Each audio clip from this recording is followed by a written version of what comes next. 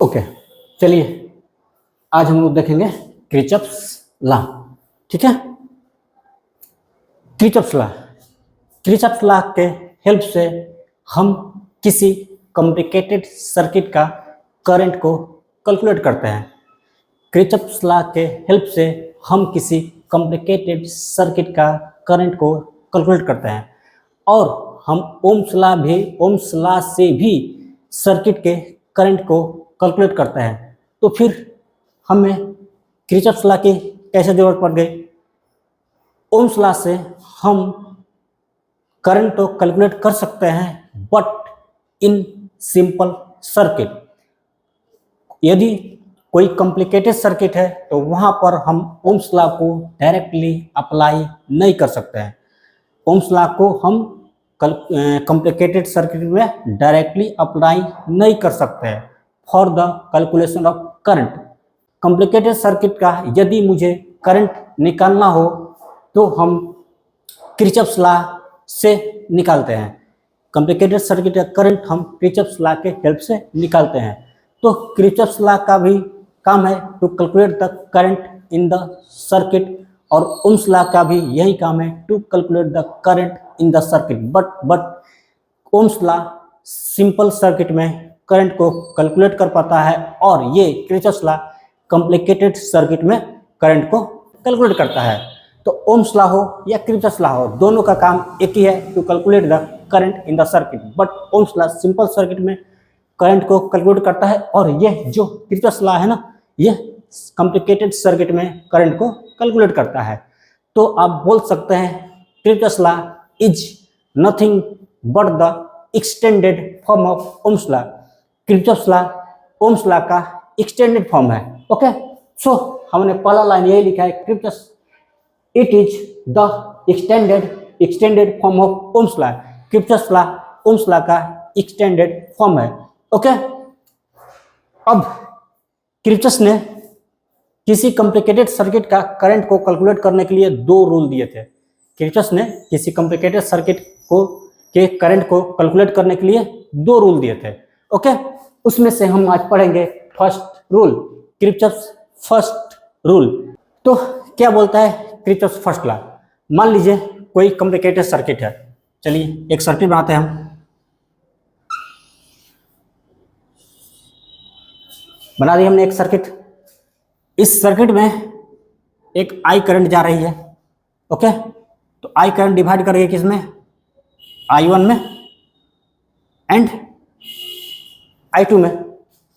इस सर्किट में I current जा रही है और आई करंट इस पॉइंट पर डिवाइड कर गई I1 में एंड I2 में। ओके, तो किरचॉफ्स लॉ बोलता है ना कि किसी सर्किट में करंट जिस पॉइंट पर मिलती है ना, उस पॉइंट पर करंट का टोटल सम जीरो होता है। किरचॉफ्स लॉ क्या बोलता है कि यदि किसी सर्किट में करंट जिस पॉइंट पर मिलती है ना, उस पॉइंट पर करंट का टोटल सम जीरो होता है। ओके, मतलब जैसे ये सर्किट है, देखिए ये है ना सर्किट, और इस पॉइंट पर सारे करंट मिल रहा है। ये आई यहाँ पर आ रहा है और यहीं से I1 निकल रहा है और यहीं से I2 निकल रहा है। तो इस पॉइंट पर I1 और I2 सारे मिल रहे हैं, कोई यहाँ पर आ रहा है और कोई यहाँ से निकल रहा है। ठीक है ना, तो इस पॉइंट पर सारे करंट मिल रहे हैं। तो इस पॉइंट पर सारे करंट का जो सम होगा ना, इस पॉइंट पर I1 और I2 का जो सम होगा वो होगा जीरो। ओके, किरचॉफ का फर्स्ट रूल यही है। सर्किट में करंट के मीटिंग पॉइंट पर सारे करंट का जो सम होता है ना, वो जीरो होता है। सर्किट के मीटिंग पॉइंट पर सारे करंट का जो सम होता है ना, वो जीरो होता है। तो किरचॉफ्स लॉ तो फर्स्ट लॉ तो यही है, the sum of all the currents meeting at a point is zero. Kirchhoff's law first law यही बोलता है, किरचॉफ्स फर्स्ट लॉ यही बोलता है, the algebraic sum of all the current meeting at a point is zero. किसी circuit में current जिस point पर मिलती है ना, उस पॉइंट पर करंट का टोटल सम जीरो होता है। The algebraic sum of all the current meeting at a point is zero, that is summation of I equal to zero. Summation of I मतलब उस पॉइंट पर जितने भी करंट आ रही है, जितने भी करंट जा रही है ना, उन सबको यदि सम करेंगे तो हमको जीरो मिलेगा। ठीक है, बस आपको ध्यान इतनी रखनी है कि जब आप करंट को ऐड कर रहे हैं ना, जब आप करंट को जोड़ रहे हैं तो इतना ध्यान रखिएगा, यदि किसी पॉइंट पर आप करंट को ऐड कर रहे हैं, जोड़ रहे हैं, तो इतना ध्यान रखना है आपको कि इस पॉइंट पर इनकमिंग करंट का साइन पॉजिटिव लेना है और आउटगोइंग करंट का साइन नेगेटिव लेना है। क्या करना है, जब भी आप करंट को ऐड करेंगे, सम करेंगे किसी पॉइंट पर, किसी जंक्शन पर, इस पॉइंट को जंक्शन भी बोलते हैं, ओके। तो जब आप किसी पॉइंट पर, किसी जंक्शन पर करंट को ऐड करेंगे ना, तो उस पॉइंट पर इनकमिंग करंट को आप लेंगे पॉजिटिव एंड इनकमिंग करंट को लेंगे पॉजिटिव एंड आउटगोइंग करंट को लेंगे नेगेटिव। मान लीजिए यहां पर I इक्वल टू कितना है, मानते हैं 5 एम्पियर है, I इक्वल टू 5 एम्पियर है, और इसमें I1 कितना है 3 एम्पियर और I2 कितना है 2 एम्पियर। I कितना है 5 एम्पियर, I1 कितना है 3 एम्पियर और I2 कितना है 2 एम्पियर, ओके। अब हम क्या करते हैं, जोड़ते हैं टोटल करंट, टोटल करंट को इस पॉइंट पर जोड़ते हैं। किरचॉफ फर्स्ट लॉ यही बोलता है ना कि भाई टोटल करंट, किसी पॉइंट पर टोटल करंट का सम जो होता है ना 0 होता है, तो जोड़ते हैं सारे करंट को। इस पॉइंट पर 5 एम्पियर क्या है, इनकमिंग करंट है ना, इस पॉइंट के लिए 5 एम्पियर इनकमिंग करंट है, तो इसको लिख देंगे 5 प्लस, सारे करंट को जोड़ना है, इसको इसको इसको सबको हमको जोड़ना है। ये 5 है ना, इस पॉइंट के लिए इनकमिंग करंट है, तो हमने लिया 5 प्लस इस I1 को जोड़ेंगे, I1 को जोड़ेंगे। I1 क्या है, इस पॉइंट के लिए आउटगोइंग करंट है, I1 इस पॉइंट के लिए आउटगोइंग करंट है ना, तो हम लिखेंगे, और आउटगोइंग करंट के लिए हम नेगेटिव साइन का यूज करते हैं, आउटगोइंग करंट के लिए हम नेगेटिव साइन का यूज करते हैं, ठीक है। तो हम लिखेंगे 5 प्लस -3 ब्रैकेट बंद प्लस, अब 2 एम्पियर को लेते हैं, I2 को लेते हैं, I2 भी इस पॉइंट के लिए आउटगोइंग करंट है, I2 भी इस पॉइंट के लिए आउटगोइंग करंट है। ये 2 एम्पियर वाला जो करंट है इस पॉइंट के लिए, इस जंक्शन के लिए आउटगोइंग करंट है, तो इसको भी कर देंगे -2। अब सबको जोड़ते हैं, देखते हैं कितना आता है। ये 5 प्लस माइनस मिल के बन गया -3, फिर प्लस माइनस मिल के बन गया -2, ओके। तो ये कितना हो गया, 5 -2 -3 मिल के बन गया -5, तो 5 - 5 = 0। यही बोलता है ना किरचॉफ फर्स्ट लॉ कि यदि आप किसी जंक्शन पर, किसी पॉइंट पर सारे करंट को जोड़ेंगे ना, तो टोटल जो सम आएगा वो 0 होगा। बस करना आपको इतनी है कि उस पॉइंट पर, इस पॉइंट पर, इस मीटिंग पॉइंट पर, इस जंक्शन पर जो इनकमिंग करंट है ना उसको लेते हैं पॉजिटिव एंड जो आउटगोइंग करंट है उसको लेते हैं नेगेटिव, ठीक है। तो हम देख रहे हैं क्या, इस पॉइंट पर ना, इस करंट के इस मीटिंग पॉइंट को जंक्शन भी बोलते हैं या फिर नोड भी बोलते हैं, ठीक है। इस जंक्शन पर, इस पॉइंट पर नेट करंट क्या है, 0 है।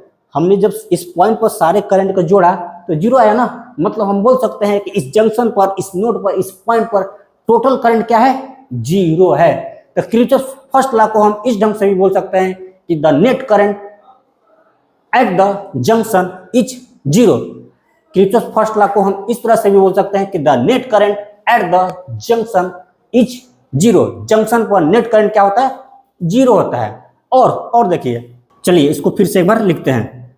5 -5, ये तो 5 पहले से है, और -3 -2 मिलके बन गया -5, ओके। = 0 आया था, 0 होगा ना, तो हम लिख सकते हैं 5 = 5। ये 5 कौन सा करंट है, इनकमिंग करंट है, इनकमिंग करंट है। और ये 5 कौन सा है, आउटगोइंग करंट है। ये माइनस वाला 5, ये प्लस वाला 5 इस पॉइंट के लिए इनकमिंग करंट है, और ये जो माइनस वाला 5 है ना, ये जो -2 और -3 और -2 मिलकर जो -5 बना है, ये क्या है, आउटगोइंग करंट है। इस -5 को हमने इस साइड ले गया, राइट साइड, तो ये कौन सा करंट है, आउटगोइंग करंट है। तो हम देख रहे हैं क्या, incoming current is equal to outgoing current. तो यस, हम किरचॉफ फर्स्ट लॉ को इस ढंग से भी बोल सकते हैं कि total incoming current at the junction is equal to total outgoing current. Kirchhoff first law को हम इस ढंग से भी बोल सकते हैं कि total incoming current is equal to total outgoing current. Total incoming current equal to total outgoing current. ठीक है, तो किरचॉफ फर्स्ट लॉ को हम इस ढंग से भी बोल सकते हैं total incoming current is equal to total outgoing current at the junction. आपको हमेशा याद रखना है ये बात कि Kirchhoff first law conservation of charge पर बेस्ड होता है। कैसे कैसे कंजर्वेशन ऑफ चार्ज पर बेस्ड होता है, चलिए देखते हैं। अब जानते हैं ना कि करंट किसी सर्किट पे तब तक फ्लो नहीं होती है जब तक चार्ज मोशन में नहीं आ जाता है। करंट किसी भी कंडक्टर में किसी भी सर्किट में तब तक फ्लो नहीं हो सकते हैं जब तक चार्ज मोशन में न हो और चार्ज मोशन में होता है तभी करंट फ्लो होती है, अदरवाइज नहीं होती है। यदि हम ऐसा बोल रहे हैं कि इस पॉइंट पर total incoming current is equal to total outgoing current, और करंट क्या है, फ्लो ऑफ चार्ज। करंट क्या है, फ्लो ऑफ चार्ज। तो यदि हम बोल रहे हैं इस पॉइंट पर कि total incoming current is equal to total outgoing current, तो हम ये भी बोल सकते हैं चार्ज के रूप में कि total incoming flow of charge is equal to total outgoing flow of charge at this point.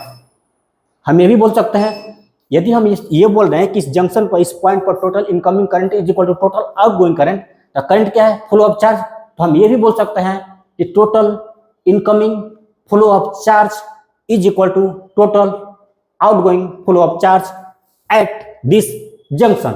Okay, मतलब इस जंक्शन पर जितना इनकमिंग फ्लो ऑफ चार्ज है ना उतना ही आउटगोइंग फ्लो ऑफ चार्ज होगा। यदि total incoming charge is equal to total outgoing charge हो गए, मतलब total charge is remains constant और कंजर्व्ड। और कंजर्वेशन ऑफ चार्ज भी तो यही बोलता है कि total charge is remains conserved, और ये रूल भी यही बताता है कि total charge is remains conserved. So that's why Kirchhoff's first law is based on conservation of charge. Okay, अच्छा, किरचॉफ्स फर्स्ट लॉ को आप किरचॉफ्स करंट लॉ भी बोलते हैं, जिसको शॉर्ट फॉर्म में केसीएल बोलते हैं। किरचॉफ्स फर्स्ट लॉ को आप किरचॉफ्स करंट लॉ भी बोलते हैं, जिसको शॉर्ट फॉर्म में केसीएल बोलते हैं, या फिर इसको जंक्शन लॉ भी बोला जाता है। तो ये थी किरचॉफ्स फर्स्ट लॉ के बारे में आज। कल हम लोग देखेंगे किरचॉफ्स सेकंड लॉ के बारे में। ठीक है, तो thanks for watching, wish you all the best.